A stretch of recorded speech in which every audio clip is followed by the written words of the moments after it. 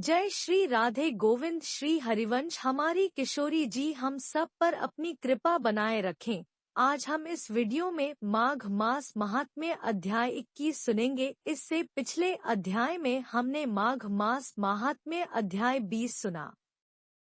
तो पहले भगवान श्री गणेश जी अपने गुरुदेव और अपने ईष्ट के श्री चरणों का वंदन करते हुए आज का 12वां अध्याय शुरू करते हैं। लोमेश ऋषि के श्री मुख से माघ माह स्नान का फल सुनकर ब्राह्मण वेदनिधि, उनका पिशाच रूपी पुत्र और सभी पिशाचनी रूपी गंधर्व कन्याएं उनके साथ माघ स्नान के लिए चले गए। इसके बाद वशिष्ठ जी कहने लगे कि हे राजा दिलीप, बहुत से जनसमूह इस संगम में स्नान करके सुखपूर्वक मोक्ष को प्राप्त हो गए। इसके बाद वशिष्ठ जी कहने लगे कि हे राजा दिलीप, अब लोमेश ऋषि द्वार वर्णित संगम में स्नान की महिमा सुनो। संगम स्थल पर पहुंचकर लोमश ऋषि ब्राह्मण वेदनिधि और सभी पिशाचों को कहने लगे, इस तीर्थ को सब श्रद्धापूर्वक देखो। यहाँ पर 33 करोड़ देवता आकर आनंद पूर्वक रहते हैं।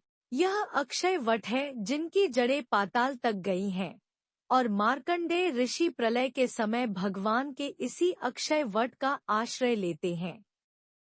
यही शिवजी की प्रिय भगवती भागीरथी है जिसकी सिद्ध लोक सेवा करते हैं। यह गंगा स्वर्ग के हेतु पताका है, इसका जल पीकर मनुष्य मुक्त हो जाते हैं। हे मुनि, ध्यान से सुनो। सभी प्राणी इस नदी को यमुना से मिली हुई पाते हैं।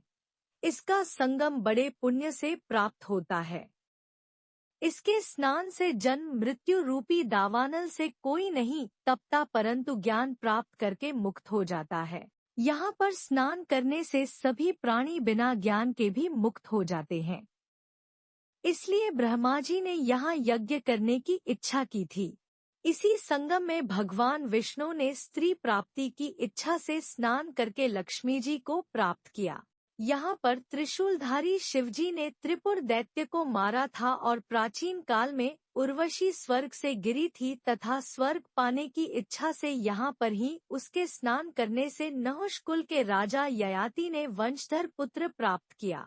यहाँ पर इंद्र ने प्राचीन काल में धन की इच्छा से स्नान किया था और माया से कुबेर के सब धन को प्राप्त किया था।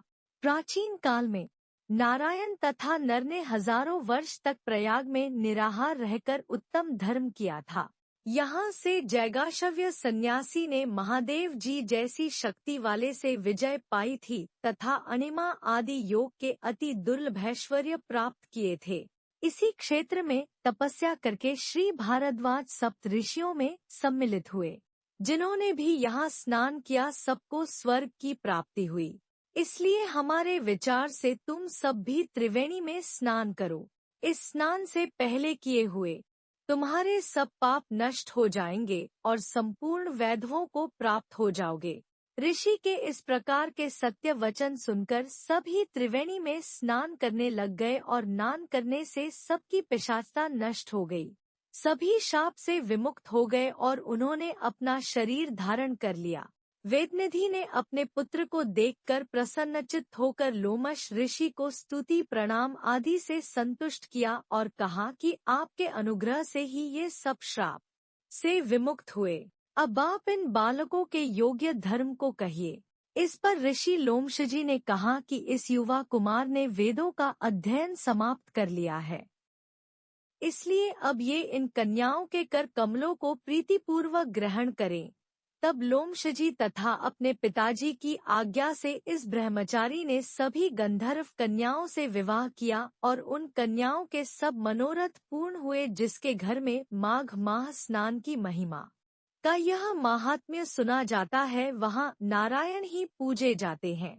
पुष्कर तीर्थ में, प्रयाग में, गंगा सागर में, देवालय में, कुरुक्षेत्र में तथा विशेष करके काशी में इसका पाठ अवश्य करना चाहिए। पुष्कर तीर्थ में ग्रहण के अवसर पर इसके पाठ का दुगना फल मिलता है और मरने पर वैष्णव पद की प्राप्त होती है। 21वां अध्याय समाप्त। इसके आगे का वृत्तांत हम अगले वीडियो में सुनेंगे। तो आज का वीडियो यही तक। अगले वीडियो में फिर मिलेंगे, तब तक के लिए आप सबको प्रेम भरी राधे राधे।